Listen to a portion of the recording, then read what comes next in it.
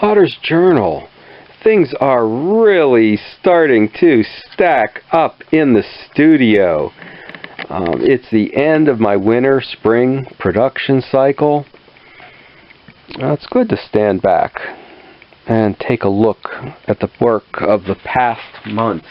But after getting everything all stacked up, it's good to see the stack go down. I had a special order for some batter bowls.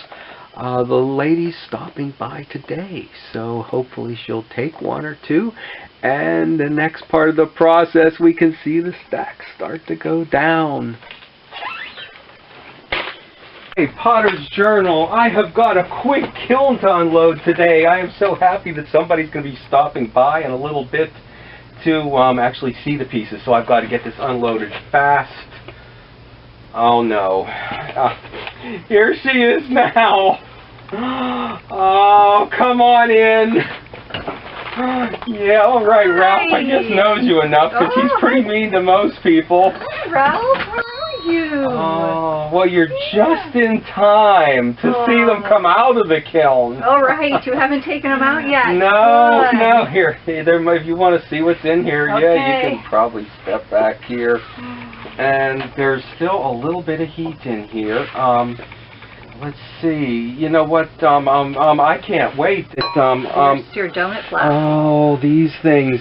Yeah. I was afraid to even put these in the kiln. Why was that? Well, because they were so much work, and I had anticipated doing them and worked up, from a candle holder to this form. And didn't want anything to go wrong. Didn't know how to glaze them since it's a special series. Don't want anything to go wrong. Oh, they're so beautiful. And there's just enough heat in here. It's kind of cold today. How long do they sit in the kiln before you can take them out? Usually it turns off at 7 in the night, and the next morning I start to cool it down a little fast so I can see. And this is about what it is that day from now. This is the one I wanted to see though, because this one. Oh, wow, I don't believe it.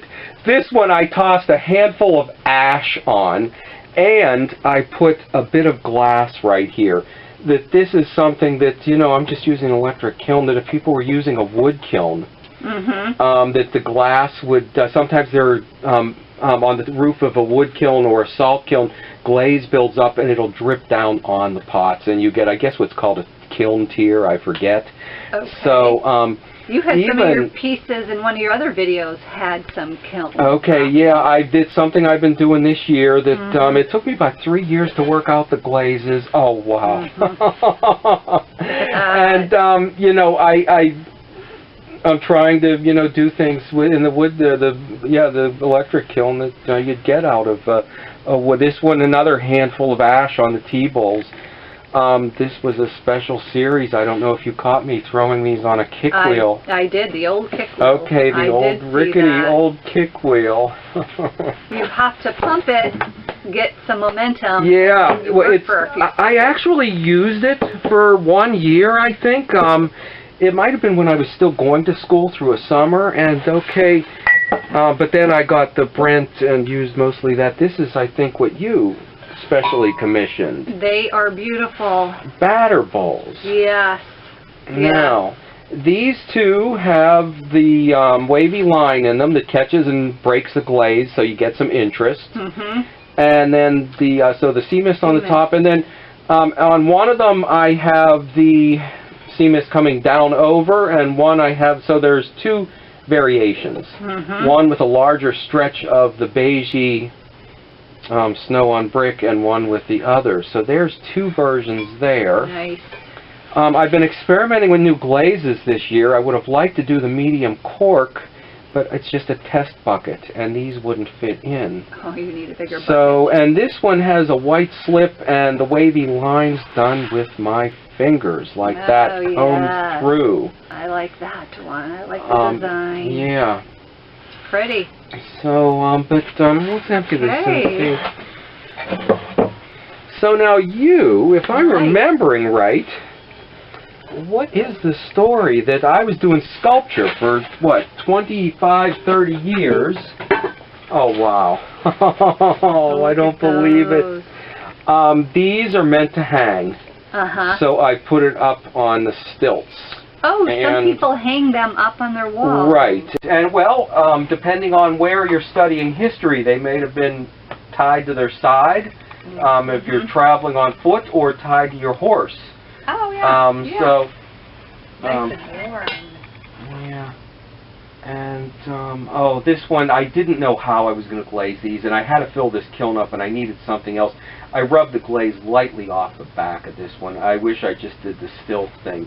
But I'm quite pleased with these guys. Oh, look at that. I like that design. Oh, wow.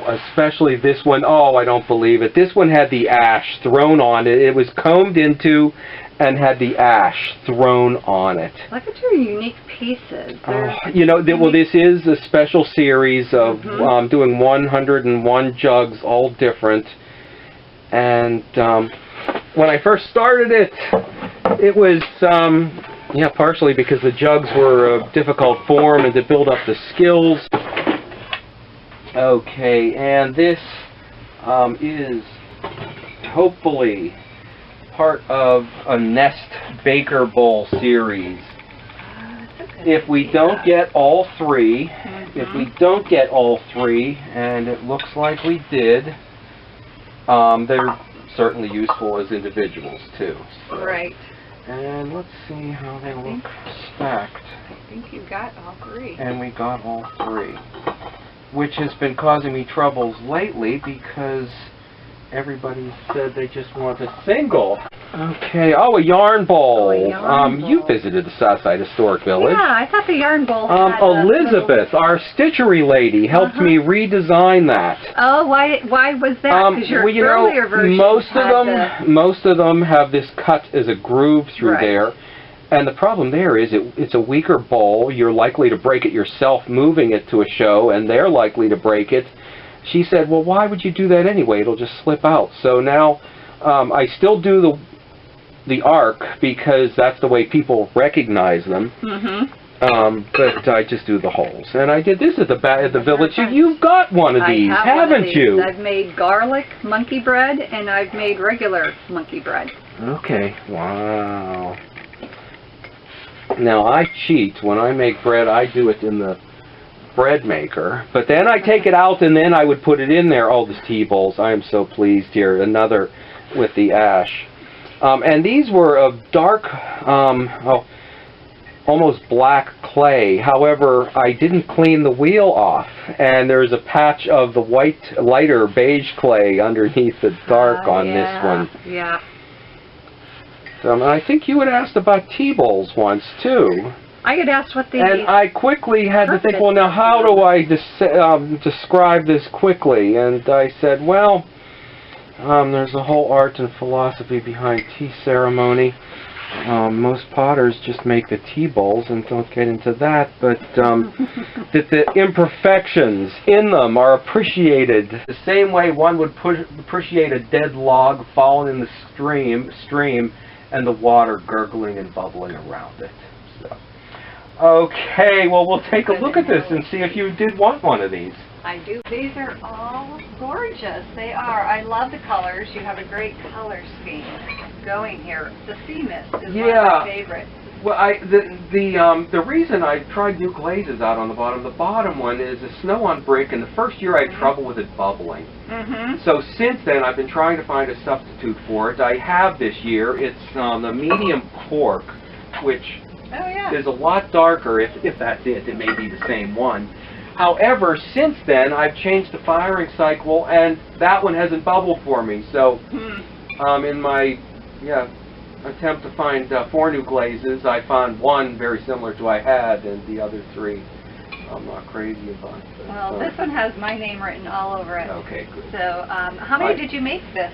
1, 2, 3, 4. I think there's about 6. There's one still that's not been put through the kiln, and I do have another one I can show you too. All right, because I'm going to need one for each of my kids. Because they do the same thing, waffle mix. They'll put waffle mix in it and then putting it into their waffling. Okay.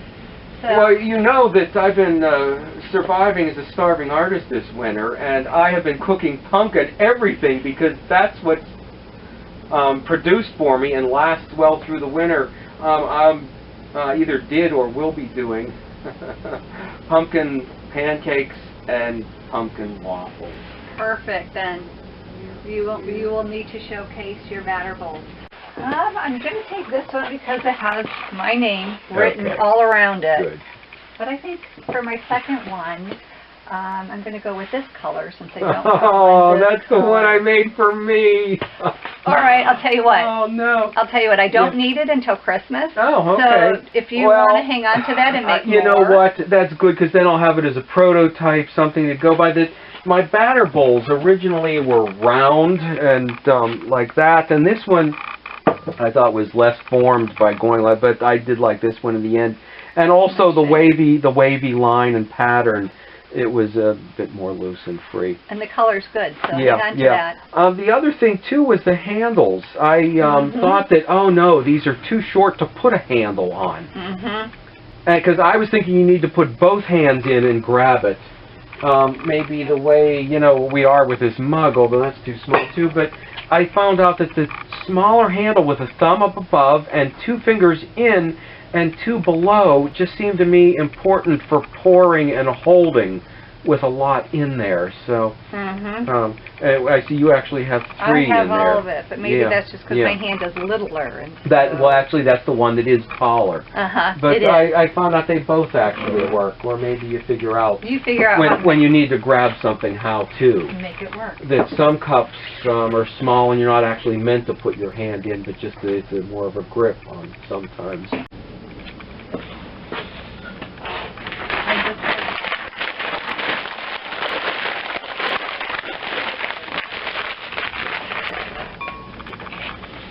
I mean, it's totally selfish on my part. No. Because yeah, well, I'm glad you waited 25 years for me to get back to pottery. It was you when you first said, I'm glad my dad did. I got your stuff before, and I said, no, you couldn't have. I haven't made anything for 25 years. And you said, well, that's when I got the last piece. So thank you for waiting for me to return to this. Well, I had to plant the seed. You're a seed guy, so I need to plant that seed.